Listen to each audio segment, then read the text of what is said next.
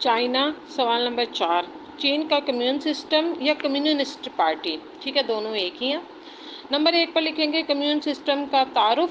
چین میں مختلف سطحوں پر کمیون سسٹم مقامی عوامی حکومتیں، ریاستی اقتدار کے مقامی اداروں کی ایگزیکٹو تنظیموں اور اسی سطح پر ریاستی انتظامیہ کے مقامی اداروں کی حیثیت رکھتی ہے۔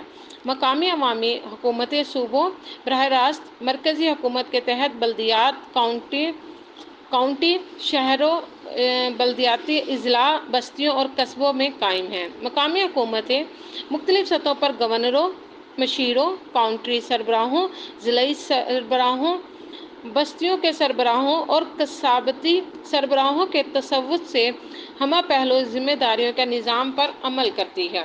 اس کی میعاد لکھیں گے نمبر 2 پر۔ نمبر 3 پر اس کے اختیارات اور فرائض لکھیں گے۔ کمیون سسٹم کے اختیارات اور فرائض: اے، علاقوں میں بنیادی سہولیتوں کو فراہم کرنا۔ بی، انتظامی اداروں کے فیصلوں اور احکامات کو بروئے کار لانا۔ سی، بستیوں اور قصبوں کے قیام اور جغرافیائی تقسیم کا فیصلہ کرنا۔ ڈی، غیر مناسب فیصلوں میں ترمیم کرنا۔ ای، آڈیٹنگ کے ادارے کا قیام کرنا۔ ایف، عوامی کانگریس کے سامنے جواب دہ ہونا۔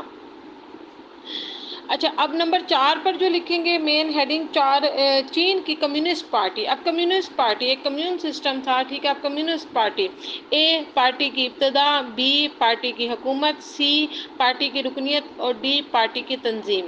اور نمبر 5 پر حاصل کلام لکھ دیں گے۔ حاصل کلام میں جی لکھیں گے ہم المختصر یہ کہ چینی کمیونسٹ پارٹی عوامی جمہوریہ چین میں زندگی کے ہر شعبے میں چینیوں کی قیادت کرتی ہے۔